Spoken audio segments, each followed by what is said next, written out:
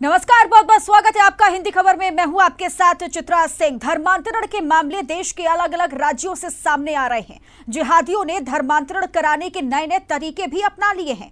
गाजियाबाद में online gaming के जरिए बच्चों का धर्मांतरण कराया गया, तो वहीं देश की राजधानी दिल्ली भी धर्मांतरण के जिहाद से अछूती नहीं रही। हिंदी खबर पर देखिए exclusive the Delhi story. Delhi में धर्मांतरण का घिनौना कारनामा, हिंदू लड़के लड़कियों को टारगेट बनाना, लालच देकर जिहादियों ने कराया धर्मांतरण। हिंदी खबर पर एक्सक्लूसिव द दिल्ली स्टोरी। धर्मांतरण के मामले देश के अलग अलग राज्यों से आते रहे हैं, लेकिन अब जिहादियों ने धर्मांतरण कराने के नए नए तरीके अपना लिए हैं। एक तरफ गाजियाबाद जैसे शहर में ऑनलाइन गेमिंग के जरिए बच्चों का धर्मांतरण कराया जा रहा था, तो वहीं देश की राजधानी दिल्ली भी धर्मांतरण के जिहादियों से अछूती नहीं रही। दिल्ली में ऐसे लोगों को टारगेट बनाया जा रहा है जिनके पास किसी न किसी चीज का अभाव है। पहले झुग्गियों को टारगेट किया गया था, अब जिहादियों की नजर दिल्ली के रैन बसेरों पर पड़ी है। दिल्ली के तुर्कमान गेट की शंकर गली, जहां रैन बसेरों में रहने वाले विक्की, सुजीत और संदीप को धर्मांतरण के जिहादियों ने लड़की, पैसा, अच्छा घर देने का लालच दिया। जब यह तीनों इस लालच से भी नहीं पिघले, तब जिहादियों ने सुजीत, विक्की और संदीप को जान से मारने की धमकी तक दे डाली, जिससे परेशान होकर तीनों ने कलीम नाम के आरोपी के खिलाफ स्थानीय थाने में एफआईआर दर्ज कराई। कलीम की गिरफ्तारी के बाद धर्मांतरण का पूरा नेटवर्क सामने आया कि कैसे जिहादी गरीब लोगों को अपने झांसे में लेकर धर्म परिवर्तन करा रहे हैं। हिंदी खबर पर सुनिए पीड़ितों की द दिल्ली स्टोरी।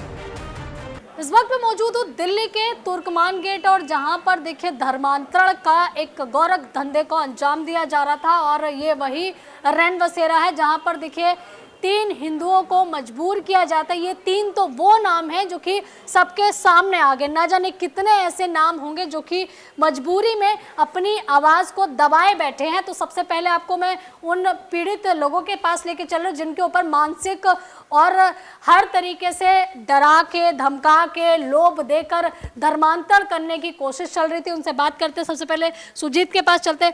सुजीत, कितने लोग इस रैन बसेरे के थे जिनके ऊपर धर्मांतरण का दबाव बनाया गया था? जो नाम सामने हैं, या कितने ऐसे नाम हो सकते हैं जो अभी तक डर की वजह से बोल नहीं पा रहे हैं? देखिए, मैं तो कहीं और रहता था, मैं अकेले था।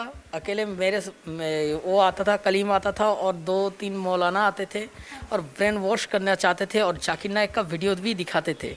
तो मैं काफ़ी टेंशन में था। फिर इनको मिला, विक्की भाई साहब को मिला, फिर मैं चला आया इनके पास। फिर काफ़ी दबाव डाला गया, फिर मुझे धमकी भी दिया गया जे आप मुसलमान धर्म कबूल कर लो, नहीं तो तुम्हें सर कलम कर दिया जाएगा कन्हैया का तरह।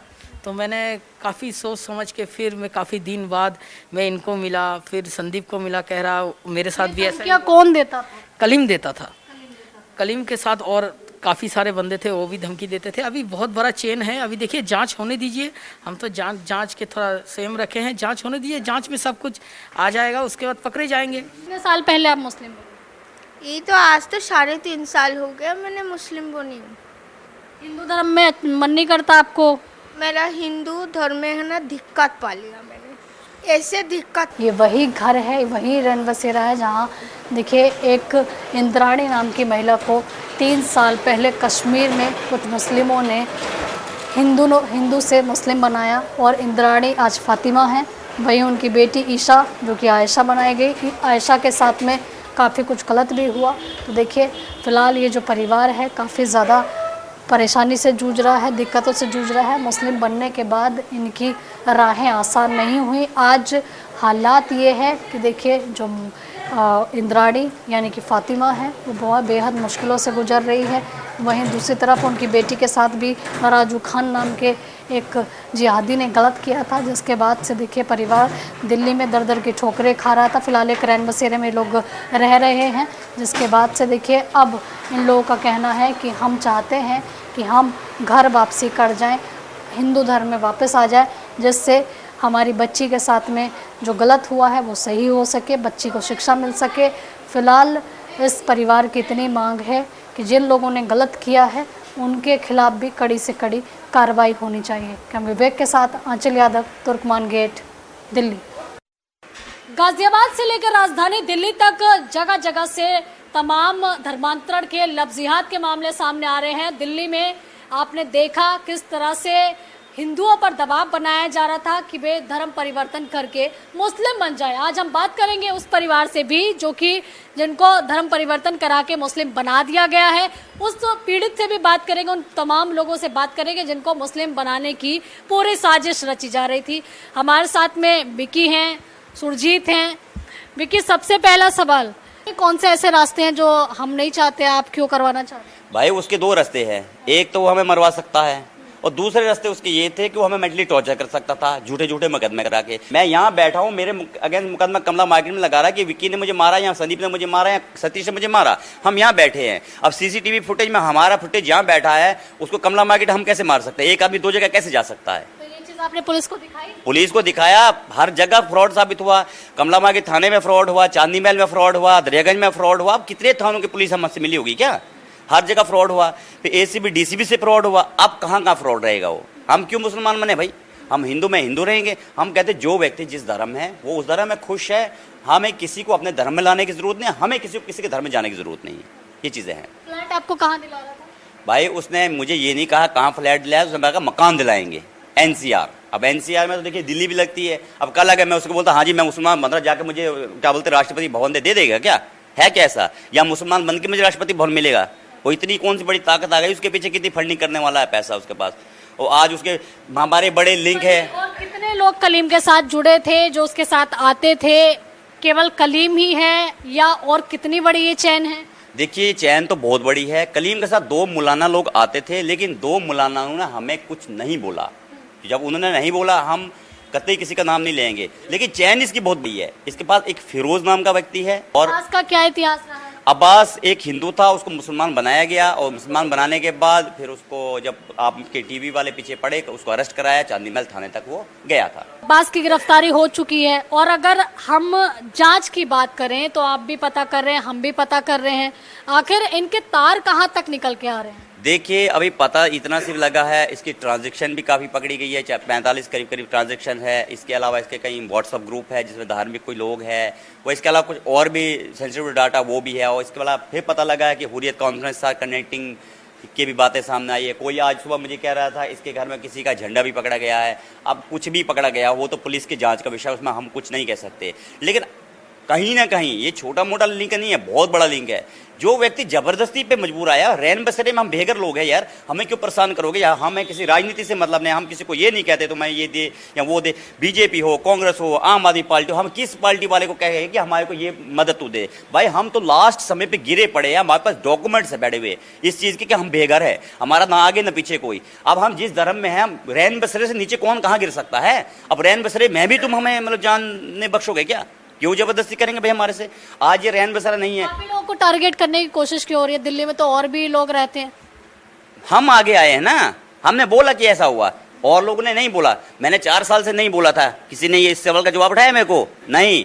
4 साल से मतलब मैं झेले रहूं, मतलब वो कुछ भी करे हम करेंगे। अगर हमने पुलिस कंप्लेंट की, हमारी पुलिस कंप्लेंट पे तकरीबन 60 और 70 दिन के बाद कार्रवाई क्यों हुई, जबकि नियम अनुसार 15 दिन की कार्रवाई होनी चाहिए, क्यों नहीं हुई? आप कह रहे हैं कि पुलिस का भी ढीला रवैया इसमें रहा है? नहीं, पुलिस भी सीरियस नहीं लेती इस मैटर को। इसलिए नहीं लेती थी कि इनको पता था कि यहाँ ऐसे ही सारे पागल आते हैं। लेकिन हमारे मैटर जब हमने पूरे डीसीपी साहब को बताया, एक ऐसा प्रूफ दिया, उसके बाद ही डीसीपी साहब ने ऑर्डर निकाला कि उसको जो है आप इंक्वायरी बिठाओ, तब तक थोड़ी नहीं बिठाया था। और आज ये लोग कहते हैं कि इसमें पॉलिटिक्स कर रहे हैं। हम कहते हैं कौन सा एक राजनीतिक दल मुझे 1 रुपया देता है? मैं तो इस ऑर्गेनाइजेशन को चलाता हूँ ना, इसमें मैं काम करता हूँ, इसको चलाता हूँ मैं। और कोई देखे हिंदू मुस्लिम सिख ईसाई हर एक की वीडियो है उसमें पड़ी हुई, हर एक को मदद मैंने करी है, हजारों लाखों लोगों में मदद करी मैंने। क्या मैंने किसी पार्टी से फंड लेके किया है? मैं चंदा गरीबों से इकट्ठा करता हूँ, खुद चंदा लाता हूँ, जितना कमाता हूँ सारा उसमें लगाता हूँ। 1 रुपये मेरे पास बैंक बैलेंस हो मुझे बता दीजिएगा। 76 पैसे मेरे पास बैंक बैलेंस है।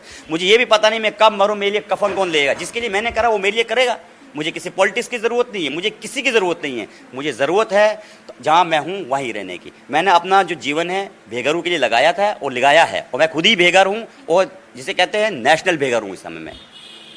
बिल्कुल। आप देखिए, आप रैन बसेरे में रह रहे हैं। सुरजीत है। सुरजीत, ये बताइए क्या कुछ आपको प्रलोभन दिए गए थे? किस तरह की बातचीत आपसे की गई थी? कौन कौन कांटेक्ट में आए थे जो आपको मुस्लिम बनाना चाहते थे? देखिए मेरे साथ 1.5 साल से वो संपर्क में था, मिला था दोस्ती के नाते, और उसके बाद वो ब्रेन वॉश करना चाहता था। जाकिर नायक का वीडियो भी दिखाता था, फिर प्रलोभन देता था दिल्ली एनसीआर में आपको हम फ्लैट देंगे, दिल्ली एनसीआर में आपको फ्लैट देंगे, पैसा चाहिए, हमारे पास विदेशी फंडिंग बहुत आते हैं, पैसा चाहिए आपको पैसा देंगे, ये सब लालच देते थे। तो मैं झांसे में नहीं आया, मैं 1.5 साल तक सहते गया और डर भी लगता था। वो कहते थे, कन्हैया कुमार का बात करते थे, एक राजस्थान में जो कन्हैया का साथ हुआ ये तुम्हारा साथ भी हो सकता है, तो डर लगता था। इस बारे में मैंने जब देखा, मैंने जब इसको सहा तो मैं देखता हूँ कितने दिन सहूंगा। फिर मैं एक बंदा उसको भी बोला, सुपरवाइजर को भी बोला ये ऐसा बात, वो भी बोल रहे हैं कि हमारा साथ भी ऐसा हुआ। चलो हम 3-4 बंदे मिलके फिर हम डीसीपी साहब के पास गए, वो रिपोर्ट हमने एफआईआर को किए, एफआईआर करने के बाद उनको जेल में भेज दिया गया। और मैं कहना चाहता हूँ, बहुत सारे मौलाना जो कह रहे हैं हम राजनीति से, कोई दल से हम राजनीतिक दल से नहीं है, और हमारे साथ जो बीता है वो हम जानते हैं। और ये जो कर रहे हैं पूरे दिल्ली में नहीं, पूरे देश में जो धर्म परिवर्तन का जो खेल चल रहा है वो निंदनीय है। आपको कहाँ फ्लैट दिलवाने वाले? दिल्ली एनसीआर में फ्लैट देने के लिए बात कर रहे क्या हैं। बात कही? पैसे के लिए कहते थे, विदेशी फंडिंग मेरे पास बहुत आते हैं, मैं तुरंत आपको कर देता हूँ। कितना पैसा देते? वो कह रहे थे 2-3 लाख जितना चाहिए वो दे देंगे, और आपका जो फ्लैट चाहिए आप दिल्ली एनसीआर में ले लीजिए। किस जगह पर आपका धर्म परिवर्तन करवाने वाले थे, किस जगह पे ले जाके?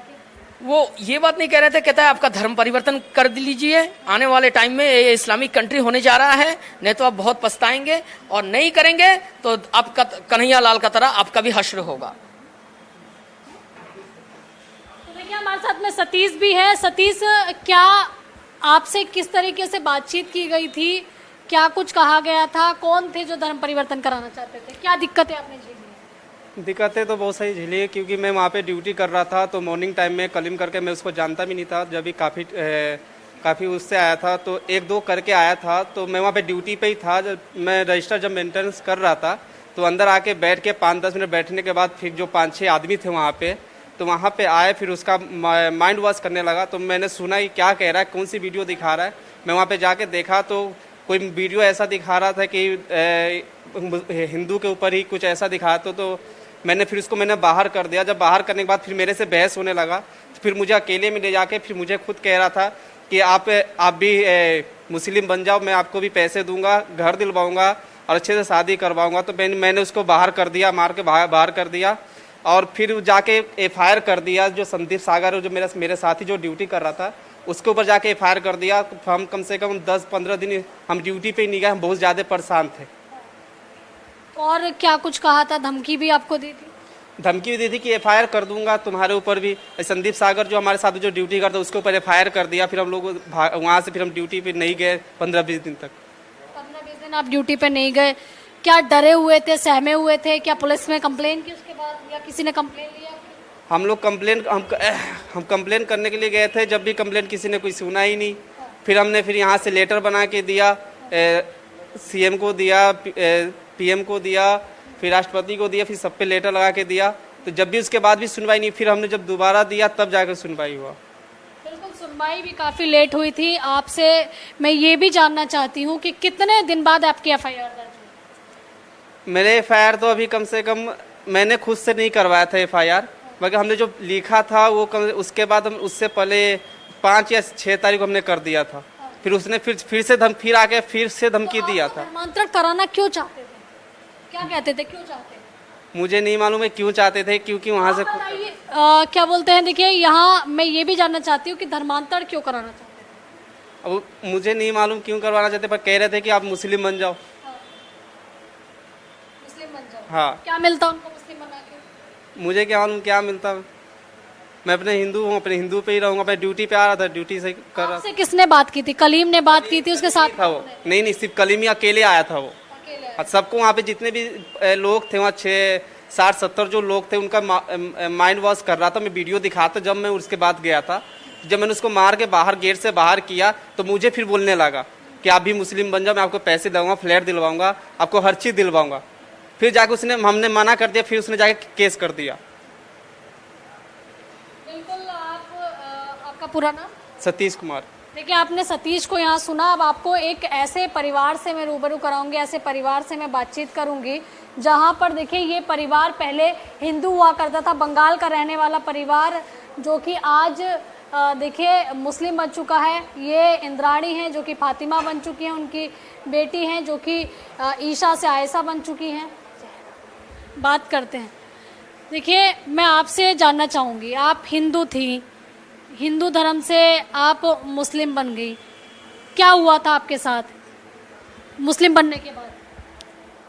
मुस्लिम बनने के बाद मैं तो अच्छे से काम धाम कर रही थी, मेरा दिक्कत कोनो नहीं थी, अच्छा ही थी मैं। तो जब मेरे बेटी के साथ मुलाकात हुआ है, मेरा बेटी के साथ ऐसे ऐसे करा है, वहाँ से छोड़ के आना पड़ेगा मुझे काम। तो फिर बाद में मैंने बेटी को पूछा, बेटी बोला है मैं तुम्हारे कुछ नहीं बोलूँ। तो सारे बात बेक्की भाई से हैंडल करा, क्या हुआ क्या नहीं हुआ सब चीज़ भी बेक्की भाई को बोला। तो फिर बाद में धीरे धीरे काम ही करने लगी, तो धीरे धीरे मेरा पैर बैन हो गई। फिर बाद में मैंने एकदम पूरा सड़क पे नम गई। तो आप मैं चाहती हूँ, मैं आज मुसलमान नहीं होना चाहती हूँ, मैं हिंदू ही होना चाहती हूँ, मेरा खून हिंदू है, हिंदू ही रहेगी बस। आपकी बेटी के साथ गलत किसने किया? मेरा बेटी के साथ गलत काम करा है राजू खान, और इनकर जो पत्नी वो पंखा से लटकाया है, वो डर के मारे ट्रक के नीचे। से किसको लटकाया?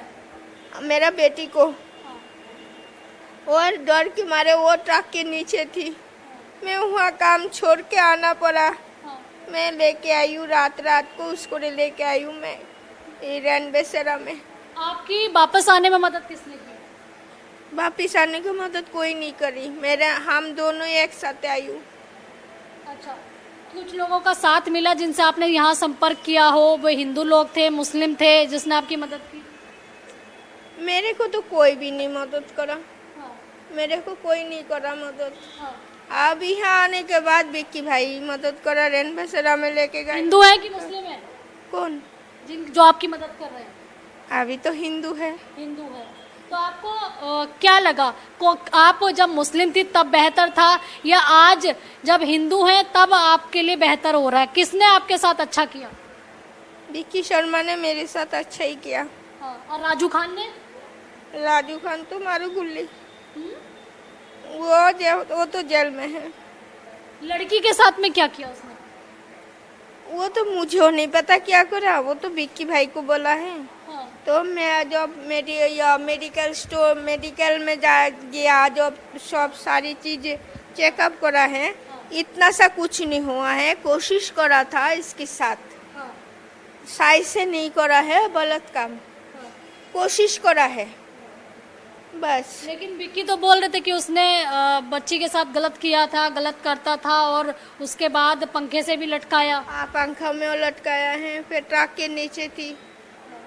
फिर बाद में मैंने आई उसको लेके रात को भी। मैं उनसे भी बात करती हूँ बच्ची से। बेटा, ये बताइए कि राजू खान, जब आपकी मम्मी आपको छोड़ के जाती थी वहाँ, जब ड्यूटी करने जाती थी, तो क्या कुछ उसने किया? गलत काम किया था। गलत काम किया। आप मारते नहीं थे उसको कि ये ऐसा क्यों कर रहे हो? मारा था। मारा था। तब क्या किया उसने? उसने मेरे को चाटा मारा था। चाटा मारा। तो आपने शिकायत नहीं की थी मम्मी से? नहीं। धमकी भी देता था अगर आप शिकायत करोगे तो आपको कुछ कर देगा? नहीं, धमकी नहीं दिया था। तो फिर आपने मम्मी को क्यों नहीं बताया? मैंने मम्मी से, मुझे डर लग रहा था। डर लग रहा था कि मम्मी कहीं मार ना दे सुन के? हाँ। तो राजू खान की बीवी ने कुछ नहीं कहा कि तुम बच्ची के साथ, उसको पता था कि वो आपके साथ गलत कर रहा है? नहीं। हाँ, नहीं पता था, अकेले में गलत करता था। तो जब वो बहुत ज्यादा गलत करने लगा, आपका मुंह भी छिल गया था पूरा, तो तब आपने क्या किया? तब मैं ट्रक के नीचे छुप गई थी। वहां से भाग के? हाँ। उसने आपको देखा नहीं जाते हुए? नहीं। फिर जब ट्रक के नीचे छुप गई, फिर आपने मम्मी को नहीं बताया? नहीं। हाँ? नहीं। आपको कैसे पता लगा कि बच्ची के साथ में गलत हो गया है? मेरा कैसे पता हो गया, मैं ट्रेन पे तो वो पूछ रही हूँ बेटी क्या हुआ बता मेरे को बता। मम्मी मैं तुम्हारे कुछ नहीं बोलूँ, मम्मी मैं तुम्हारे कुछ नहीं बोलूँ, आगे मैं सेंटर जाने दो फिर बाद में तुम्हें सारे मालूम पड़ जाएगा। सेंटर में आई हूँ, आने के बाद बेकी भाई ने सारे बात उसको बोला है। तो अब मेरे को कहा बेकी भाई ने या इंद्रानी आंटी जी तुम्हारे बेटी के साथ ऐसे ऐसे हुआ है। हमको पहले वहाँ क्यों नहीं बोली, मैंने वहाँ ही इसको मारती मैं। तो फिर बाद में नहीं, तब तो मैंने बहुत ही अच्छी थी, मैं 2-3 और आदमी को सुधार दिया मैंने मार के। अब आप उन हिंदुओं से क्या कहोगी, उन लड़कियों से क्या कहना चाहोगी जो कि मुस्लिमों के झांसे में आके धर्म परिवर्तन कर लेती हैं, या जो लोग धर्म परिवर्तन कर लेते हैं उनसे क्या कहोगी आप? क्या समझ में नहीं आया। कुछ कहना चाहोगी अपनी आप बीती के बाद जो आपने झेला है मुस्लिम बनने के बाद? बेटी के साथ गलत हुआ, आपके साथ में आपको छोड़ के आना पड़ा कश्मीर जहां आप नौकरी करती थी, कुछ कहना चाहेंगी? क्या जो लोग धर्म परिवर्तन कर लेते हैं, जो हिंदू से मुस्लिम बन जाते हैं, उनको कुछ सलाह देना चाहेंगी? सलाह देना चाहेगी, किंतु वे लोग तो मेरे को जोर जबरदस्ती मुसलमान बनाए नहीं है। नहीं, आप कुछ कहेंगी जो आपने झेला है उसके बाद? हाँ मैं तो झाला हूँ, अब पता नहीं किसका ये थे गुनाह के फल मैंने भोग रही हूँ। तो वह हिंदू से मुसलमान होने से मैंने ये झेल रही हूँ। अब देवी माया मेरे को रक्षा करेगी, देवी माया ही मेरे को सब कुछ करेगी। क्या चाहती हैं? अब मैं हिंदू ही बनना चाहती हूँ। हिंदी खबर पे आप कह रही हैं कि आप वापस मुसलमान से हिंदू बनना चाहती हैं? हम मुसलमान से हिंदू बनना चाहती हूँ। तो देखिए, ये वो पीड़ित परिवार को आपने सुना जो कि पहले हिंदू हुआ करता था लेकिन अब मुस्लिम हो गया है। आपने उन हिंदुओं को भी सुना जिनको जबरदस्ती धर्मांतरण करने के लिए मजबूर किया जा रहा था हर तरीका अपना के। तो ऐसे में आप सावधान रहिए, सतर्क रहिए और तमाम धर्म परिवर्तन करने वाले जिहादियों से बचकर रहिए। हिंदी खबर भी आपसे यही कहता है। और ये जो महिला है अब वापस हिंदू धर्म में आना चाहती है। कैमरा अजीत के साथ आंचल यादव, हिंदी खबर, दिल्ली।